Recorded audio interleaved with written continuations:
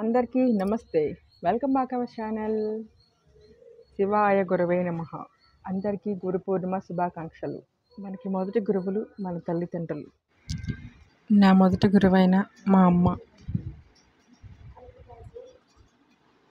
మనం పెరిగి పెద్దయ్యే క్రమంలో చాలామంది గురువులు మనకి తారసపడతారు.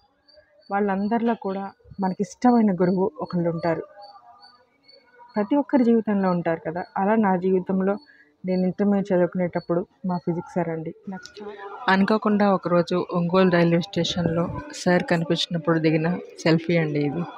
రాజశేఖర్ గారు సార్, మీకు మేము ఎప్పుడు రుణపడి ఉంటాము. ఈ సారు మేము ఇంటర్మీడియట్ చదువుకునేటప్పుడు ఫిజిక్స్ లెక్చరర్గా పొదిల్లో పనిచేసేవాళ్ళండి. అప్పట్లో మా ఫేవరెట్ లెక్చర్ అండి. ఇప్పటికి కూడా మా క్లాస్మేట్స్కి చాలామందికి సార్ టచ్లో ఉన్నారండి. ఇలా వెళ్ళండి, ఇది అని ఆయన మాకు మంచి మార్గం ఎప్పుడు చూపిస్తూ ఉంటారండి.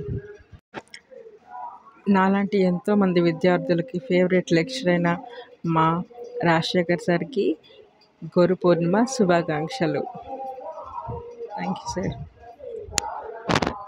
తర్వాత నా పెళ్ళైన తర్వాత బాలమ్మ గారు, మా అమ్మమ్మ, ఆవిడ నాకు చాలా చాలా చాలా విషయాలు తెలియజేశారండి. ఆధ్యాత్మికంగా కానీ మానసికంగా కానీ నేను మెచ్యూర్డ్గా ఉండడానికి ఖచ్చితంగా రీజన్ ఆవిడేనండి. ఈ ప్రాణం ఉన్నంత వరకు ఆవిడకి నేను రుణపడి ఉంటానండి. అమ్మమ్మ, గురు పూర్ణిమ శుభాకాంక్షలు. మీ బ్లెస్సింగ్స్ ఎప్పుడూ నాకు ఉండాలి. ఈవిడేనండి నేను చెప్పిన అమ్మమ్మ. ఎప్పుడూ నవ్వుతూ సంతోషంగా ఉంటారండి. ఎదుటి వాళ్ళని కూడా నవ్విస్తూ ఉంటారు. ఒక్కోసారి మనకి చిన్న వయసులో మన చుట్టూ పరిస్థితులన్నీ మనం చుట్టుముట్టేసినప్పుడు ఏం చేయాలో మనకు అర్థం కానప్పుడు దైవం మానుష రూపేణ అన్నట్లుగా భగవంతుడు మనకు గురువుని పంపిస్తాడండి. అలాగే నాకు అమ్మమ్మ తారసపడ్డారండి. వాళ్ళ ఇంట్లో మేము రెంట్కుండేవాళ్ళం.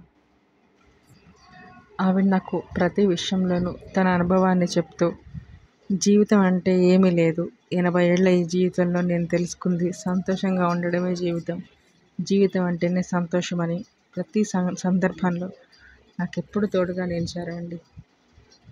కొన్నాళ్ళకి 10 ఏళ్ళు వాళ్ళ ఇంట్లో ఉన్నామండి. తర్వాత మేము మారిపోయాం.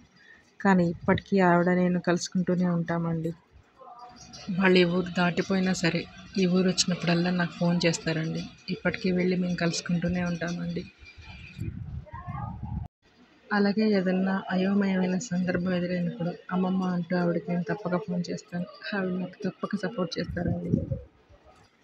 నాలాంటి ఎంతోమందికి ఆదర్శవంతమైన మీ జీవితం, మీరు ఎప్పుడూ సంతోషంగా నవ్వుతూ ఆయురారోగ్యాలతో ఉండాలని మనస్ఫూర్తిగా కోరుకుంటున్నాను అమ్మమ్మ. Thank you. అలాగే మీ జీవితంలో కూడా ఎవరో ఒకరు ఉంటారు కదండి. మనం చేసే ప్రతి పనిలోనూ, మనం మాట్లాడే ప్రతి మాటలను వాళ్ళు నేర్పిన సంస్కారమే మనకు గుర్తొస్తూ ఉంటుంది కదా.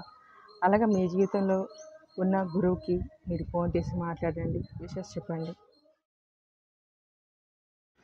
ఒక్కోసారి పరిస్థితులు కూడా మన గురువులు లాంటివేనండి.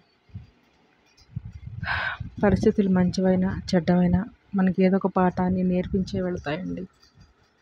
మనం గమనించుకుంటూ వెళ్తూ ఉండాలండి. మనం ఏ స్థితిలో ఉన్నామో గమనించుకుంటూ, జరుగుతున్న పరిస్థితుల్ని గమనించుకుంటూ పాఠాలు నేర్చుకుంటూ వెళ్ళిపోవడమే జీవితం అండి. కాలం, పరిస్థితులు ఇవి కూడా మన గురువులు లాంటివేనండి. మనకెదురయ్యే కొందరు మనుషులు ఇలా ప్రతి ఒక్కరు మనకి ఏదో ఒకటి నేర్పించే వెళ్తారండి. మనం వాటిని నేర్చుకుంటూ ఎప్పుడూ జ్ఞప్తికి పెట్టుకుంటూ ముందుకు సాగిపోవడమే. ఏమంటారు? ఇది నా అభిప్రాయం మాత్రమే. అందరికీ గురు పూర్ణిమ శుభాకాంక్షలు. Thank you all.